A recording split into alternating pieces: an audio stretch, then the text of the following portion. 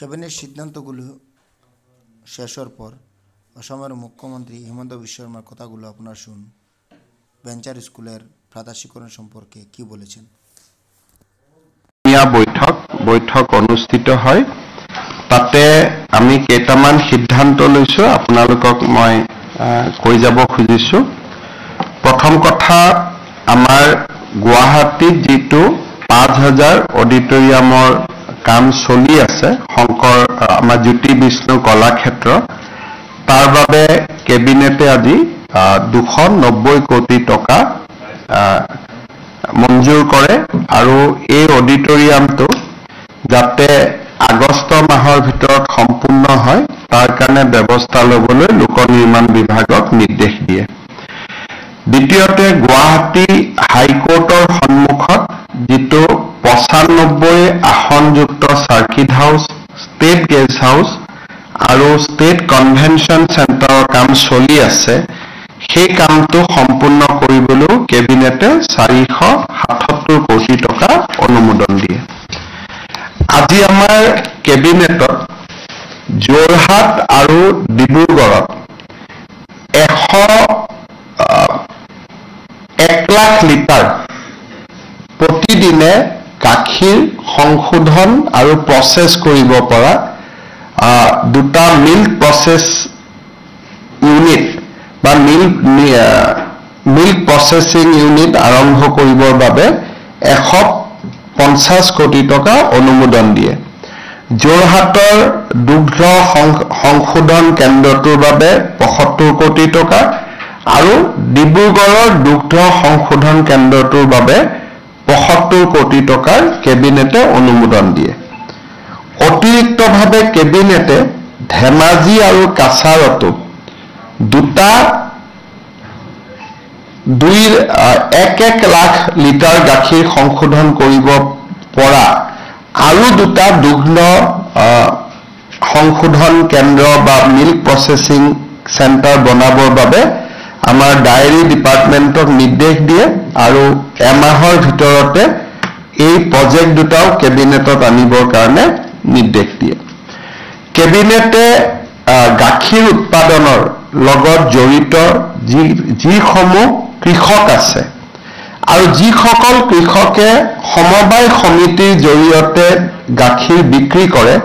যেনেকুৱা সীতা জখলা হ'ল, আমুল হ'ল, পুৰবী হ'ল, তেওঁলোকৰ জৰিয়তে যোনে গাখীৰ বিক্ৰী কৰে তেওঁলোকক প্ৰতি লিটাৰত 5 টকাকৈ ৰাজ সাহায্য দিবলৈ সিদ্ধান্ত গ্ৰহণ কৰে। অৰ্থাৎ এতিয়াৰ পৰা সীতা জখলাত যিসকলে গাখীৰ দিয়ে, কন্যকাত যিসকলে গাখীৰ দিয়ে বা ইমুল আৰু ৱামুলত যিসকলে পুৰবীত গাখীৰ দিয়ে, সেই খেতিয়কসকলে সেই সংস্থাবিলাকৰ পৰা যি পুঁজি পাবই, অতিৰিক্তভাৱে অসম চৰকাৰৰ পৰা প্ৰতি লিটাৰত 5 টকা ৰাজ সাহায্য লাভ কৰিব। তাৰ যিটো পৰ্টেল আছে, সেই পৰ্টেলটো আমি 1 ফেব্ৰুৱাৰী তাৰিখে আনুষ্ঠানিকভাৱে মুকলি কৰিম আৰু তাৰ পিছৰ পৰাই তেওঁলোকে 5 টকাকৈ প্ৰতি লিটাৰত অতিৰিক্ত কৰি চৰকাৰৰ পৰা ৰাজ সাহায্য পাব। এইটো এটা আমাৰ কেবিনেটৰ আজি এটা গুৰুত্বপূৰ্ণ সিদ্ধান্ত হয়। আজি আমাৰ কেবিনেটত কাছাৰত যিখন কেঞ্চাৰ হস্পিটেল আছে, আমাৰ কাছাৰ কেঞ্চাৰ হস্পিটেল ছ'চাইটিয়ে কেঞ্চাৰ হস্পিটেলখন পৰিচালনা কৰে, তেখেতসকলক আজি আমি 10 বিঘা মাটি আবণ্টন কৰাৰ বাবে সিদ্ধান্ত লওঁ। আজি আমাৰ কেবিনেটত আপোনালোকে জানে যে আগতে আমি এটা কেবিনেটত সিদ্ধান্ত লৈছিলোঁ যে চাহ বাগিচা টি টুৰিজিম কৰিব পাৰে দুৰুং চাহ বাগিচা শোণিতপুৰ জিলাৰ আৰু লেপেটকাটা চাহ বাগিচা শোণিতপুৰ জিলা, এই দুইখন চাহ বাগিচাতে 2টা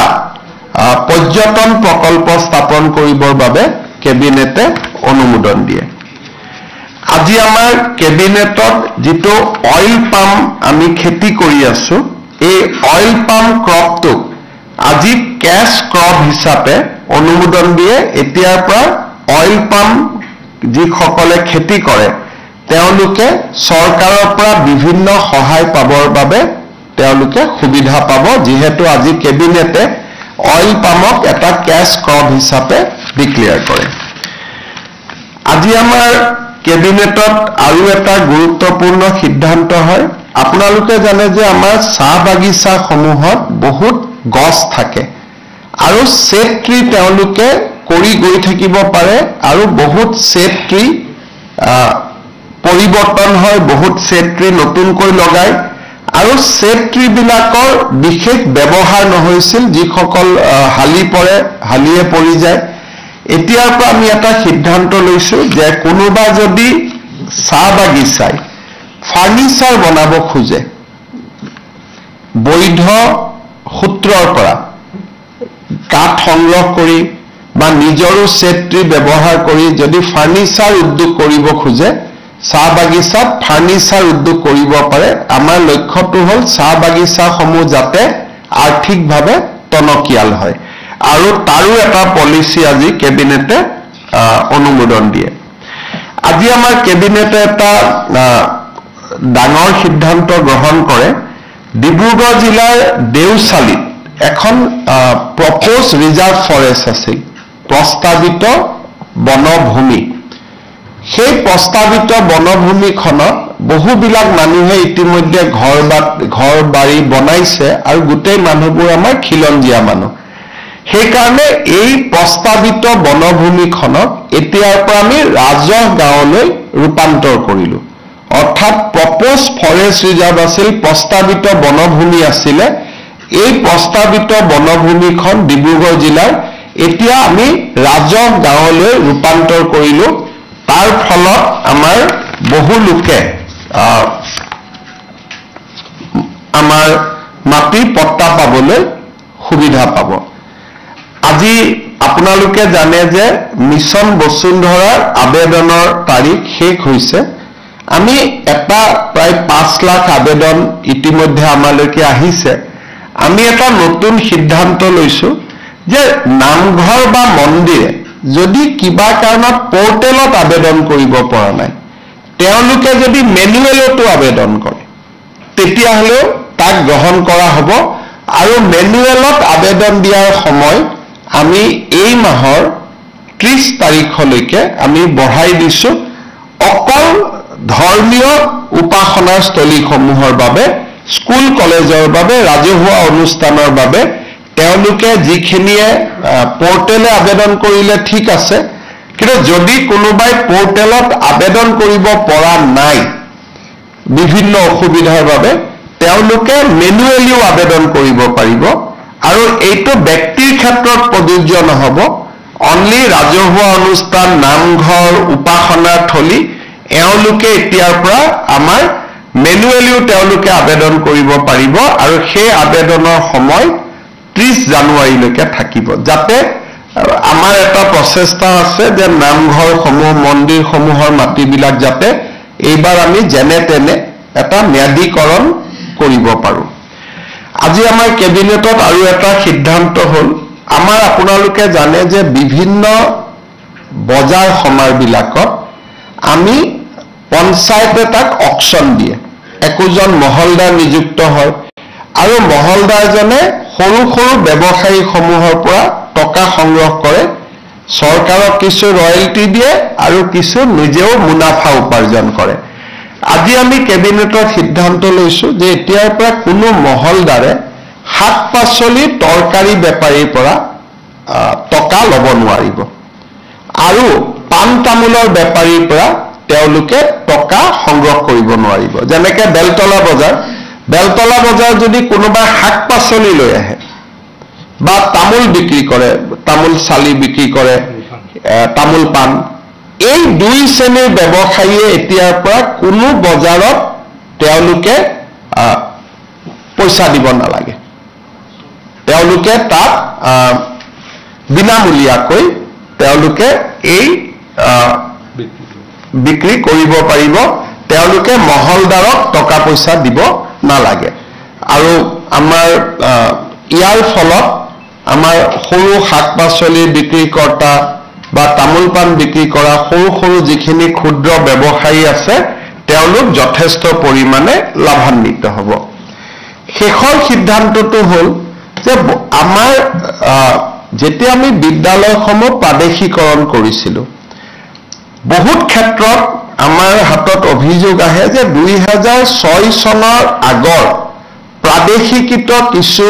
বিদ্যালয় 2006 চনৰ আগত স্থাপন হোৱাৰ পিছতো চৰকাৰে তেওঁলোকক প্ৰাদেশিকৰণ নকৰিলে এই অভিযোগটো গাঁৱে ভূঞে গৈ থাকিলে এই অভিযোগটো পোৱা যায় যে প্ৰাদেশিকৰণৰ বাবে যোগ্যতা থকাৰ পিছতো তেওঁলোক প্ৰাদেশিকৰণ হ'ব নোৱাৰিলে গতিকে এই যিসকল খুব জেনুইনলি বাদ পৰি গৈছিলে বাদ পৰিব নালাগিছিলে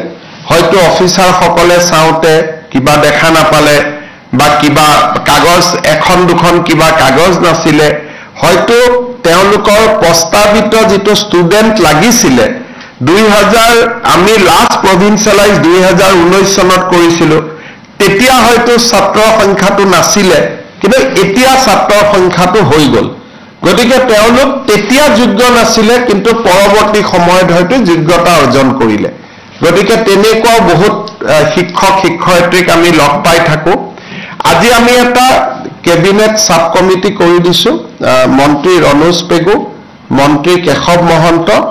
আৰু আমাৰ মন্ত্ৰী জয়ন্তমল্ল বৰুৱা থাকিব এই তিনিজনে এটা অহা এমাহৰ ভিতৰত কেবিনেটত এখন প্ৰতিবেদন দিব যে কোনবোৰ বাদ পৰি যোৱা 2006 চনৰ আগত প্ৰতিষ্ঠা হোৱা কোনবোৰ শিক্ষানুষ্ঠানক আমি প্ৰাদেশিকৰণ কৰিব পাৰো বা যোগ্যতাৰ কি মানদণ্ড হ'ব লাগে যোগ্যতাৰ মানদণ্ডত কিছু শিথিল হ'ব লাগে নেকি সেই বিষয়ে কেবিনেট কমিটিখনে আমাক ৰিপৰ্ট দিব কিন্তু 2006 চনটো সীমা হৈ থাকিব আৰু গুৱাহাটী উচ্চ ন্যায়ালয়ে ইতিমধ্যে 2006 চনৰ যিটো আমাৰ আইন সেই আইনখনক ইতিমধ্যে বৈধ বুলি ঘোষণা কৰিছে ইয়াত আমি সেইখিনি মানুহৰে সমস্যা পুনৰ বিবেচনা কৰিম যিসকলে আমাৰ যিকোনো কাৰণতে বাদ পৰিব হয়তো নালাগিছিল কিন্তু বাদ পৰি গ'ল হয়তো মাটিৰ কাগজ এখন দেখাব পৰা নাছিল তেতিয়া বসুন্ধৰা অহা নাছিলে মাটিত বহি আছিলে কিন্তু মাটিৰ কাগজ নাই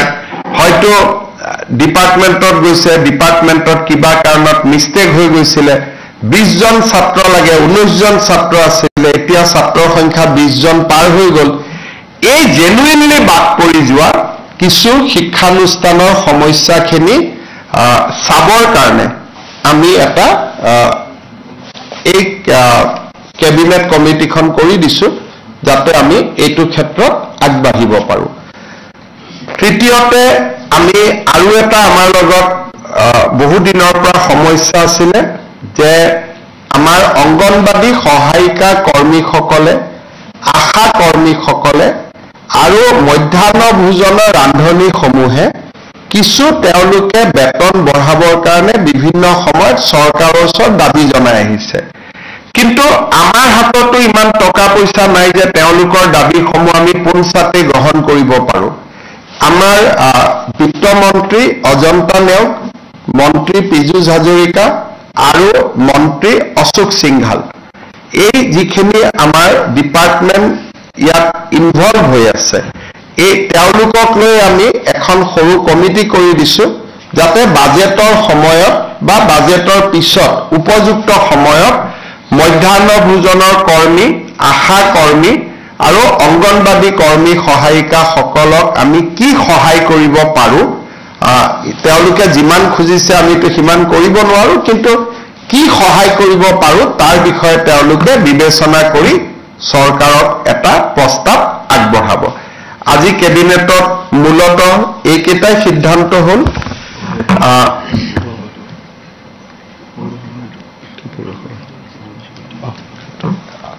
ইয়াৰ পিছত আমাৰ এটা সমস্যা আমাৰ সন্মুখত আহিছে পঞ্চায়ত ইলেকশ্যনক লৈ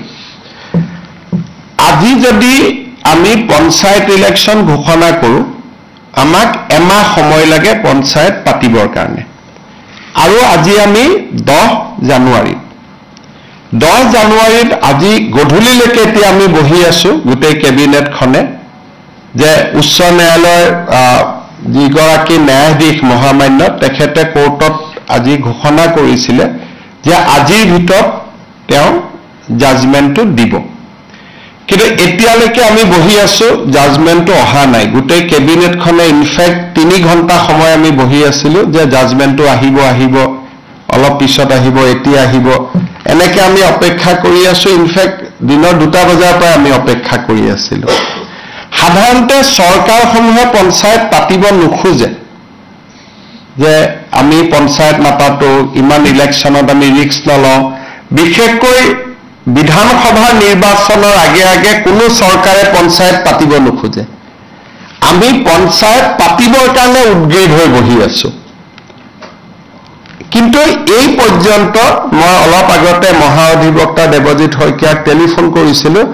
তেওঁ কৈছে যে এই সময়লৈকে জাজমেন্টটো ডিক্টেশ্যন হৈ আছে জাজমেন্ট অহা নাই বা যি ধৰণৰ কথা আজি যদি ৰাতি 12টাৰ আগতে আমি জাজমেন্টটো নাপাওঁ পজিটিভ বা নিগেটিভ যি নহওক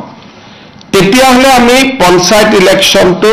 একেবাৰে মেট্ৰিক বা হায়াৰ ছেকেণ্ডাৰী পৰীক্ষাৰ পিছলৈকে লৈ যাব লাগিব কাৰণ 14 ফেব্ৰুৱাৰীৰ পৰা মেট্ৰিক আৰু হায়াৰ ছেকেণ্ডাৰী আৰম্ভ হ'ব আৰু যদি এবাৰ ইলেকশ্যন কৰিলে 1 মাহ সময় লাগে নটিফিকেশ্যনৰ পৰা আৰু 2টা ফেজত কৰিলে আজি হল 10 তাৰিখ 10 ফেব্ৰুৱাৰীত এটা হ'ব পাৰে 12 ফেব্ৰুৱাৰীত এটা ইলেকশ্যন হ'ব পাৰে কিন্তু আজি যদি ৰাতি 12টাৰ আগতে যদি হাইকোৰ্টৰ পৰা অৰ্ডাৰটো ওলাই নাহে আৰু পিছৰ 10 দিনো হাইকোৰ্ট বন্ধ আছে গতিকে তাৰ পৰিপ্ৰেক্ষিতত মই ভাবো যে পঞ্চায়ত ইলেকশ্যন পতাটো অসম্ভৱ হৈ পৰিব কাৰণ মেট্ৰিক আৰু হায়াৰ ছেকেণ্ডাৰী পৰীক্ষাৰ মাজত পঞ্চায়ত ইলেকশ্যন পাতিব পৰা নাযাব গতিকে যিসকলে মোক সুধি আছে যে পঞ্চায়ত ইলেকশ্যন কেতিয়া হ'ব মোৰ উত্তৰ এইটোৱে যে চৰকাৰে আজি 3 দিন ধৰি আৰু কেছবিলাক হৈছে অকল এটা কৰিমগঞ্জ জিলাৰ 19খন পঞ্চায়ত লৈ বাকি অসমখন ইয়াৰ লগত জড়িতই নাই কৰিমগঞ্জ জিলাৰ 19খন পঞ্চায়ত লাগিলে কৰিমগঞ্জ জিলাত ইলেকশ্যন নাপাতিলেও হৈ গ'লহেঁতেন বাকি জায়গাখিনিত ইলেকশ্যন পাতিব আমি অনুমতিটো পালে আমি ইলেকশ্যন পাতি দিলোহেঁতেন এই 12টা বজালৈকে আমি অপেক্ষা কৰিম কিন্তু আজি যদি ৰাতি 12টা বজাৰ ভিতৰত যদি নাহেগৈ হাইকোৰ্টৰ পৰা তেতিয়াহ'লে মই ভাবো যে মেট্ৰিক আৰু হায়াৰ ছেকেণ্ডাৰী পৰীক্ষাৰ আগত ইলেকশ্যন হোৱাটো অসম্ভৱ হৈ পৰিব আৰু এই ইলেকশ্যনো পিছুৱাবৰ কাৰণে কোনে লাগি আছে কংগ্ৰেছ দলৰ কৰিমগঞ্জ দলৰ প্ৰাৰ্থী হাফিজ ৰফিজ আহমেদ চৌধুৰীয়ে গোটেই কেছটো কৰি আছে আৰু তাৰ পৰা বুজা যায় যে গোটেই পঞ্চায়ত ইলেকশ্যন খেলিবৰ বাবে হাফিজ ৰফিজ চৌধুৰী আৰু তেওঁৰ সংগীসকলে সাহস কৰিব পৰা নাই আৰু সেই কাৰণে কেছটো কৰি পেলাই পঞ্চায়তটো পিছুৱাই আছে নিয়মমতে পঞ্চায়ত পাতিব লাগে যে চৰকাৰক বিপদত পেলাওঁ পঞ্চায়ত পাতি দিওঁ কিন্তু ইয়াত ওলোটা হৈছে যে বিৰোধী পক্ষৰ একাংশই কাৰণ হাফিজ ৰফিজ চৌধুৰী কংগ্ৰেছ দলৰ অফিচিয়েল কেণ্ডিডেট হয় আৰু আন যিগৰাকী অধিবক্তা তেওঁ কংগ্ৰেছ দলৰ দিনতে সলিচিটৰ জেনেৰেল হৈছিলে দিল্লীত গতিকে 2জন অধিবক্তাই আজিও তেওঁলোকে আৰ্গুমেণ্ট 3 দিন আগত শেষ হ'ল আজিও 2 ঘণ্টা আৰ্গুমেণ্ট কৰিছে গতিকে কিহৰ কাৰণে তেওঁলোক পঞ্চায়তৰ কাৰণে সাজু হ'ব পৰা নাই মই নাজানো কিন্তু তৃণমূলক গণতন্ত্ৰ বচাবৰ বাবে এবাৰ আমি বহুত কৰিছিলো পাৰ্টি লেছ কৰি দিছিলো যে কোনো পাৰ্টি হ'ব নালাগে যাতে অৱসৰপ্ৰাপ্ত শিক্ষক অৱসৰপ্ৰাপ্ত ডক্টৰ সকলোৱে যাতে ইলেকশ্যন খেলিব পাৰে ভাল পৰিৱেশ হয় পঞ্চায়তৰ পৰা দুৰ্নীতি নোহোৱা হয় যি নহওক আমিতো হাইকোৰ্টৰ ওপৰত মাতিব নোৱাৰো গতিকে ৰাতি 12টালৈকে অপেক্ষা কৰিম আৰু 12টাৰ আগত যদি জাজমেন্ট পাওঁ হ'ব নহ'লে আৰু এটো মেট্ৰিক হায়াৰ ছেকেণ্ডাৰী পিছলৈকে পিছুৱাই যাব তাৰ পিছতো বানপানী আহিব বা বানপানী থাকিব কি পৰিৱেশ হয় আৰু এতিয়াই ক'ব পৰা নাযাব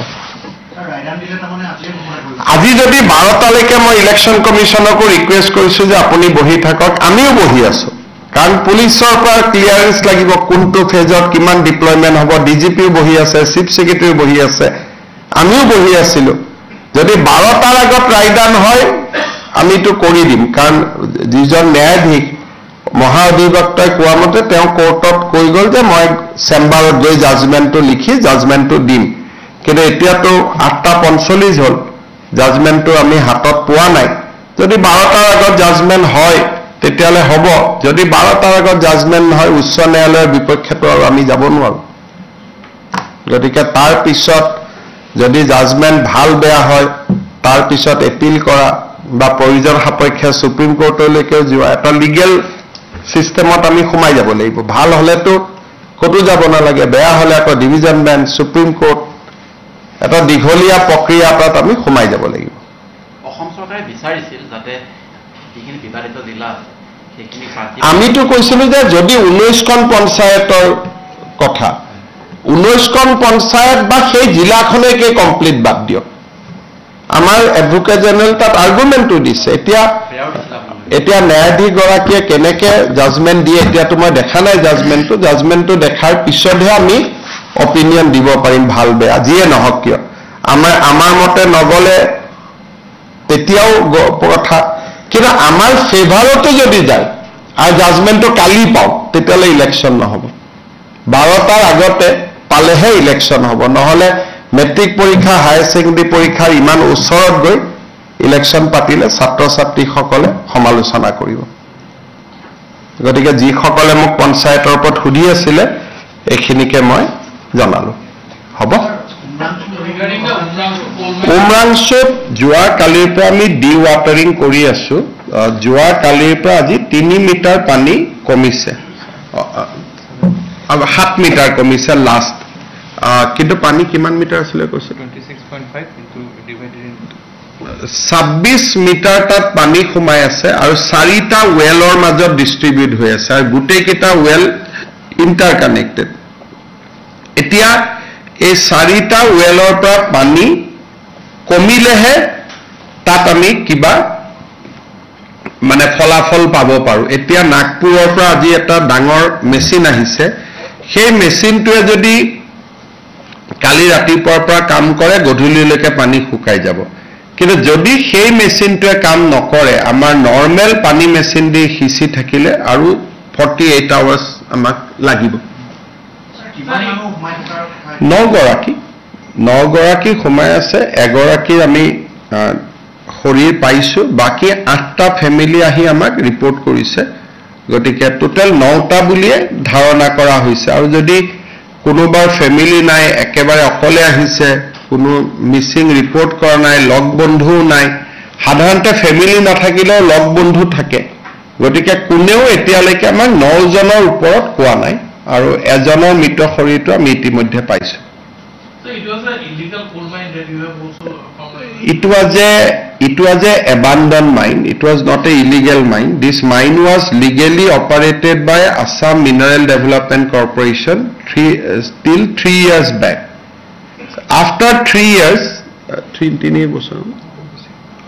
কিমান দিন it was abandoned for last 12 years. So that was the first day these people entered into the well. So AMDC has abandoned all these mines 12 years back. So this is not illegal mining, it was an abandoned mine. And these people has entered that day for the first time into the mine to extract coal. Or before that there was no mining on that site. For the first day they have gone and on the first day itself they have the accident. So can you say that they entered that mine for illegal reason? They have entered the mine illegally. Can I say it is there? I have already tweeted it long back. And I have also said that police has registered the case and police arrested the person also who brought these laborers into the mine already. And I tweeted long back, 4 days ago. The name of CM Devolal Gardosa is also... On police investigation it has not come. Police investigation, Punit Nunisa has come, we have arrested him. Now this is a human tragedy, there is no need to make politics out of it, so we have to look it at as a human tragedy.